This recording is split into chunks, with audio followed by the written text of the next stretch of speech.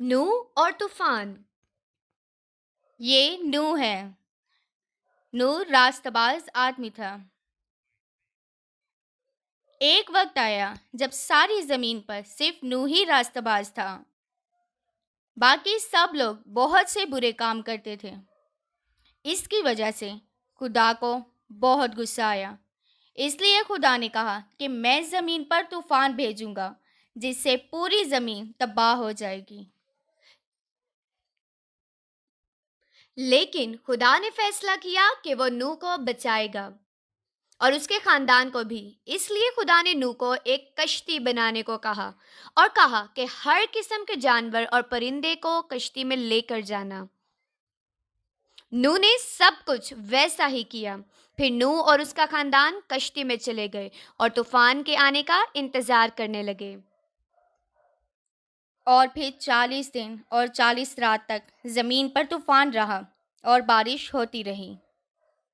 पानी ने सारी जमीन को भर दिया और कश्ती तैरने लगी। पानी ने ऊंचे ऊंचे पहाड़ों को भी ढक दिया, लेकिन नूह और उसका खानदान बिल्कुल महफूज था। फिर खुदा ने नूह को और उन सब जानदारों को जो कश्ती में थे उसके साथ याद किया। खुदा ने सारी जमीन पर हवा चलाई जिससे पानी सूखने लगा।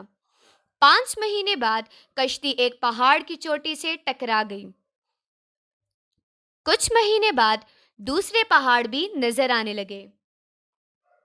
40 दिन बाद नूह ने कश्ती की खिड़की खोली और एक कौवा बाहर भेजा। कौवा बाहर उड़ता रहा जब तक पानी सूख न गया।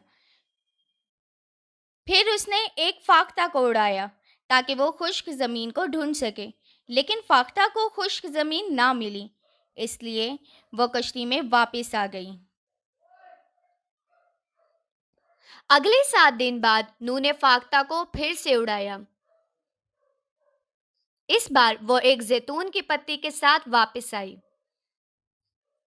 इससे नूह को पता चल गया कि तूफान का पानी सूख चुका है। एक हफ्ते बाद उसने फाख्ता को फिर उड़ा दिया, लेकिन इस बार वो वापस ना आई। सो तूफान के शुरू होने के कई महीने बाद नूह ने कश्ती का दरवाजा खोल दिया और देखा कि जमीन खुश्क हो गई है। उसने 2 महीने और इंतजार किया और आखिरकार जमीन मुकम्मल तौर पर खुश्क हो गई। फिर खुदा ने नूह से कहा, कश्ती से बाहर आ जाओ और तमाम जानदारों को भी बाहर ले आओ, ताकि वो जमीन पर बारवर हों और जमीन पर भर जाएं। तो आखिरकार नूह, उसका खानदान और तमाम जानदार कश्ती से बाहर आ गए।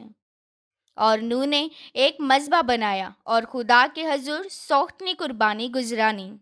खुदा नूह की कुर्बानी से खुश हुआ और खुदा ने कहा कि वो फिर कभी जमीन को ऐसे बर्बाद नहीं करेगा। खुदा ने नूह और उसके बेटों को बरकत दी और कहा कि मैं दोबारा कभी ऐसा तूफान जमीन पर नहीं भेजूंगा, और आसमान पर कौसे कज़ा को इस बात का निशान ठहराया।